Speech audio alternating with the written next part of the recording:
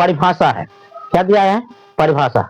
भारत के संविधान की परिभाषा पर चर्चा किया गया है। देखते हैं क्या क्या चर्चा। और इसके बाद आर्टिकल 37 में कहता है, जो 36 में राज्य नीति निर्देशक तत्वों को दिखलाता है, नीति निर्देशक तत्वों को बताता है। 37 में कहता है, इसमें न्यायालय द्वारा लागू नहीं किया जाता है, लागू द्वारा नहीं किया जा सकता है, और यह न्यायालय द्वारा ही परिवर्तन नहीं किया जा सकता है। इसमें न्यायालय हस्तक्षेप नहीं कर सकता है। आर्टिकल 37। 38 में क्या कहता है? लोक कल्याण के लिए अभिवृत्ति, अर्थात लोक कल्याण की अभिवृत्ति कौन रखेगी? तो सरकार रखेगी। जनता का क्या करेगी? सरकार कल्याण करेगी। इसमें जनता को कल्याण करने की बात कही है। जैसे कहती है राशन कार्ड बनाना, तो ये राशन कार्ड कौन जारी करता है? सरकार। सरकार इसमें क्या देती है? सरकार विशेष छूट देती है जो कि राशन कार्ड धारक होता है। इसके बाद आर्टिकल 39 में क्या कहा गया है? आर्टिकल 39 में कहा गया है, सामान्य लोकसभा के क्षेत्र में इसे सामान्य काम के लिए सामान्य वेतन, और चाहे उसमें पुरुष हो या महिला हो, दोनों को सामान्य काम में करेगी, सामान्य वेतन प्राप्त होती है। आर्टिकल 39 में क्या कहा गया है? निःशुल्क सरकारी सहायता। निःशुल्क सरकारी सहायता यानी सरकार की जो सहायता राशि मिलेगी वह सभी को मिलेगी, और निःशुल्क, मुफ्त में सरकार द्वारा कुछ देने का प्रावधान है, तो इसे निःशुल्क सरकारी सहायता कहा जाता है। आर्टिकल 40 में क्या कहा गया है? आर्टिकल 40 में कहा गया है, ग्राम पंचायत का गठन, पंचायत के गठन करेगा कौन करेगा? तो ग्राम पंचायत का गठन करता है पंचायती राज व्यवस्था। अब आ जाते हैं आर्टिकल 40।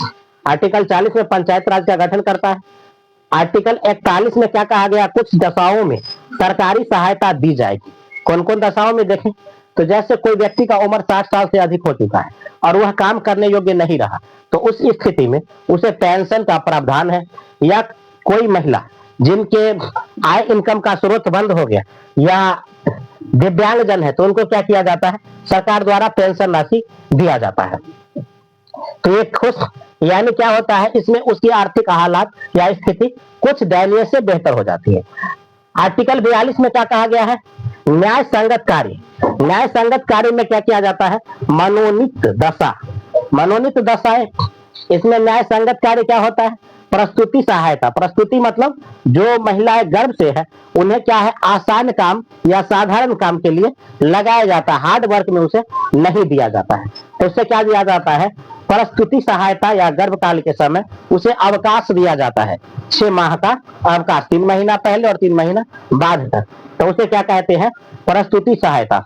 आर्टिकल 43 में क्या कहा गया है? निर्वाह योग्य मजदूरी। अगर कोई व्यक्ति कर्मचारी सरकारी काम काज के लिए है बने या उसके लिए काम काज करते हैं, तो उनके परिवार को कोई कष्ट ना हो, इसके लिए जीवन निर्वाह के लिए कुछ मजदूरी दिया जाता है। आर्टिकल 43 में कहा गया। आर्टिकल 43 के क में क्या कहा गया है? उद्योग प्रबंधन की कमी या भागीदारी। भागीदारी उद्योग और प्रबंधन के कार्य में क्या किया जाएगा? इसकी भागीदारी में दिया गया सहमति पत्र देना। अब क्या कहता है? आर्टिकल 44 में क्या कहता है? देखिए आर्टिकल 44 में कहा गया समान सिविल संहिता। ये क्या होता है? समान सिविल संहिता, चाहे वह मुस्लिम धर्म के हो, हिंदू धर्म के हो, ईसाई धर्म के हो, या कोई भी धर्म जो भारत से बिलोंग करता है, इस सभी धर्म में समान सिविल संहिता मतलब सभी के लिए समान अधिकार का प्रावधान है, इसे समान सिविल संहिता कहते हैं। विवाह का शर्त तलाक या सामान्य होंगे, सभी में विवाह का शर्त और तलाक सामान्य होंगे, सभी में एक ही तरह का नियम लगता है। तो ये आर्टिकल 44 में कहा गया है। यह क्या है? तो भारतीय विवाह संस्कार से जुड़ा हुआ है। अब आर्टिकल 45 देखें। आर्टिकल 45 में क्या कहता है? इसमें 6 वर्ष से कम उम्र के बच्चे को सरकार को ध्यान रखना है। अब सरकार कैसे ध्यान रखेगी? देखिए 6 वर्ष से कम उम्र के बच्चा है तो उसे समय समय पर कौन टीका लगना है, क्या लगना है, उससे पहले होता है आंगनवाड़ी या बाल वाटिका जिसको हम कहते हैं, तो वो एनजीओ के तहत चलाया जाता है आंगनवाड़ी केंद्र। उसमें क्या होता है? छोटे बच्चे को 3 साल से 5 साल 6 साल के बीच में क्या रखा जाता है? कुछ शिक्षा दिया जाता है, मध्याह्न भोजन की व्यवस्था किया गया है। इसके बाद 3 वर्ष से जो पहले है तो उसे घर में क्या मिलता है? अनाज मिलता है और कुछ कुछ सामान मिलता है जो 3 वर्ष से कम उम्र के बच्चा है। और समय समय पर टीका लगाया जाता है। तो ये सब आंगनबाड़ी के अंतर्गत आ जाते हैं 6 वर्ष से कम उम्र के बच्चा। अब 6 वर्ष से जैसे वो बड़ा होता है तो चला जाता है प्राथमिक एजुकेशन में, प्राइमरी शिक्षा में। प्राइमरी शिक्षा में 6 वर्ष से लेकर 14 वर्ष तक के बच्चों को रखा गया है, जिसमें निःशुल्क शिक्षा उपलब्ध कौन सरकार कराएगी। और उसमें खाना भी है और पहनना रहना, यानी खाने के लिए भोजन देता है, मध्याह्न भोजन, पहनने के लिए वस्त्र देता है, और इसके बाद स्कॉलरशिप की भी व्यवस्था है। और इसके बाद क्या क्या है, बुक वगैरह सब कुछ वहीं उपलब्ध हो जाती है। तो 6 वर्ष से 14 वर्ष के बच्चे को निःशुल्क शिक्षा दिया जाता है। तो ये आर्टिकल किसमें है, 45 में। आर्टिकल 46 में क्या कहा गया है, SC ST और OBC ये तीनों के लिए विशेष छूट का प्रावधान है। आर्टिकल 46 में SC ST और OBC के लिए विशेष छूट, जैसे सरकारी नौकरी या सरकारी कामकाज में इस सबको जब कोई फॉर्म भराएगा तो उस समय चार्ज कम लगेगा, और जब पैसा आएगा तो उस समय पैसा अधिक आता है। तो ये कुछ अधिक या छूट दिया जाता है, इस सबको आरक्षण दिया जाता है। इसके बाद आर्टिकल 47 में क्या कहा गया, सरकार को पोषायुक्त आहार उपलब्ध करवाती है। सरकार सभी को पोषायुक्त आहार का मतलब भोजन, पोषित भोजन देंगे। और इसमें क्या कहता है, नशीली दवाई पर प्रतिबंध सरकार लगाएगी। आई के बाद शराब पर सरकार प्रतिबंध लगाएगी। तो ये आर्टिकल 47 के अंतर्गत आता है कि किसी को पोषक युक्त आहार देता है, कहीं पर नशीली दवाई पर प्रतिबंध लगाता है, या कहीं पर शराब के दुकान को रोक लगाता है, बंद किया जाता है, तो आर्टिकल 47 में दिया गया। आर्टिकल 48 में क्या कहता है, पर्यावरण संरक्षण तथा वन अधिनियम संरक्षण, ये आर्टिकल 48 में कहा गया है।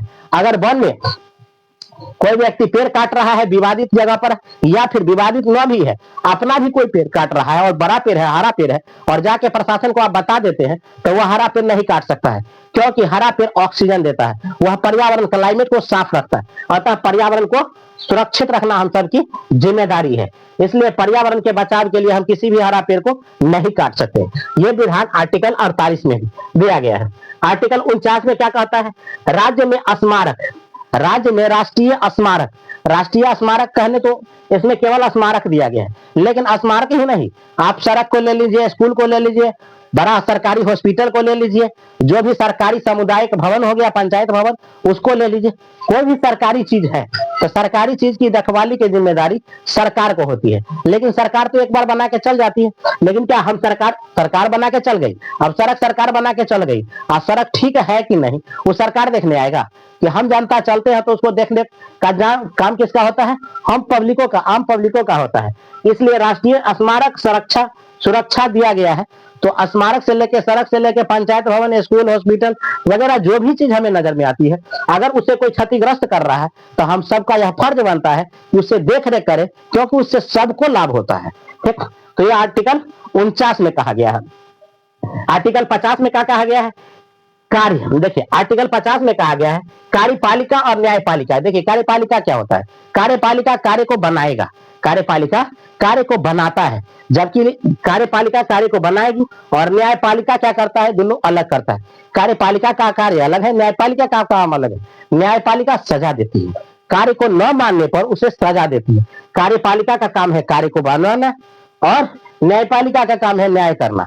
लेकिन इस बीच में वो आता है विधायिका, विधायिका विधान बनाएगा, कार्यपालिका लागू करेगा और न्यायपालिका उसे सजा देती है। तो ये क्या है, कार्यपालिका, न्यायपालिका, विधायिका है। इसमें दो तथ्य को अलग किया गया है, कार्यपालिका और न्यायपालिका को अलग किया गया आर्टिकल 50 में। अब आते हैं आर्टिकल 51। आर्टिकल 51 क्या होते हैं, देखिए आर्टिकल 51 में कहता है कि अंतरराष्ट्रीय सीमा विवाद, अंतरराष्ट्रीय विवाद को खत्म करती है, कोई बढ़ावा देती है। अंतरराष्ट्रीय विवाद और अंतरराष्ट्रीय सीमा क्या है, इस दोनों को बदलाव कर सकता है। कौन कौन बदलाव करेगा, देखिए तो इसको बढ़ावा देने का काम होता है सरकार का। अंतरराष्ट्रीय सीमा विवाद को सरकार चाहे तो विवाद को निपटा सकता है और बढ़ा सकता है। लेकिन क्या होता है, बहुत ज्यादा अभी सीमा विवाद किसके साथ, तो पाकिस्तान के साथ है, भारत के साथ है, और देश के अन्य सभी के साथ क्या है, सीमा विवाद है। अब आ जाते हैं इसमें सीमा विवाद में, पाकिस्तान चीन सबसे हद पर है। इसके बाद कहा गया है अंतरराष्ट्रीय विवाद। अंतरराष्ट्रीय विवाद को मध्यस्थ द्वारा सुलझाया जा सकता है। मध्यस्थ किसको कहेंगे, मीडिएटर, जो बीच वाला होता है उसे हम क्या कहते हैं, मीडिएटर कहते हैं, मध्यस्थ कहते हैं। देखिए मीडिएटर क्या होती है, मीडिएटर का काम होता है दोनों के बीच को समझा करके और किसी भी तथ्य को, किसी भी टॉपिक को क्या कर लेना, शांत करना, उसे हम मध्यस्थ कहते हैं। और यह सीमा विवाद को खत्म कर लेना चाहिए। I hope. तो इसमें कहता है सबसे आगे कौन है, तो सबसे आगे कौन दिया गया है, चीन का सीमा विवाद सबसे अधिक है। अब इस सीमा विवाद में क्या कहता है कि भारत और चीन में लाया गया यह विवाद बहुत ज्यादा फैलाव है। जैसे कहे अरुणाचल प्रदेश हो गया, या अक्साई चीन हो गया, या कश्मीर का विवाद हो गया। सबसे ज्यादा विवाद अभी कहाँ है? अरुणाचल प्रदेश से है। अक्साई चीन में भी हड़पता है बार बार। तो इसलिए क्या होता है, बॉर्डर में बहुत ज्यादा क्या देखने को विवाद मिला है। तो जिसके कारण क्या है, सीमा विवाद को खत्म करना किसके? मीडिएटर का काम होता है, मध्यस्थ व्यक्तियों को। मध्यस्थ में कौन रखा गया? तभी मीडिएटर का काम अमेरिका कर रहा है। अमेरिका अगर चाहे तो इसको खत्म कर सकता है और चाहे तो बढ़ा सकता है, लेकिन यह विवाद को खत्म किया नहीं जा रहा है। यानी जहां कहता है कि कोई भी बात जो अगर मानने से इंडिया इनकार करता है तो इंडिया पर टैरिफ लगा देता है। इंडिया पर टैरिफ अभी कितना चल रहा है? 50%, जबकि वहीं पर पाकिस्तान पर टैरिफ के नाम पर 19% तो लिया जा रहा है, लेकिन यह टैरिफ 19% है और इसके बदले में उसे क्या दिया जा रहा है? कुछ प्रोत्साहन दे रहा है, उसे कुछ राहत दे रहा है। तो यानी यूं कह लीजिए कि मित्र राष्ट्रों की भूमिका चीन अमेरिका किसके साथ में निभा रहा है? पाकिस्तान के साथ और भारत के साथ विपक्ष में विरोध में खड़ा है। खैर कोई बात नहीं है, भारत लोकतंत्र दुनिया का सबसे बड़ा लोकतांत्रिक देश है। इस समस्या से भी जल्दी ही क्या पा जाएगा? छूट पा जाएगा। और अमेरिका के बोलने से कुछ नहीं होगा। अमेरिका का डॉलर सबसे बड़ा पावर है, जो उसका डॉलर मजबूत है। आने वाले समय में सबसे ज्यादा डॉलर ब्रिक्स जैसे डेवलप करता है तो डॉलर का पावर घटेगा। जब डॉलर का पावर घटेगा तब ब्रिक्स में अमेरिका आता ही नहीं। तो ब्रिक्स में क्या आता है? रूस आता है, चीन आता है, ब्रिटेन, भारत आता है, ये सब देश आता है, पूर्वी देश 5 देश आता है। जिसके कारण क्या है, ब्रिक्स मजबूत जैसे हुआ तो अमेरिका का डॉलर कमजोर पड़ गया। अब अमेरिका के डॉलर से उसके व्यापार के बदले अब कहाँ आने लगेगा? ये पूर्वी देश में, और इसमें क्या होने लगता है? व्यापार होने लगेगा। जिसके कारण क्या हो जाएगा? अब चीन तो उभरता हुआ चेहरा है ही, और हमेशा से विरोध में खड़ा अमेरिका का कौन रहा है? रसिया रहा है।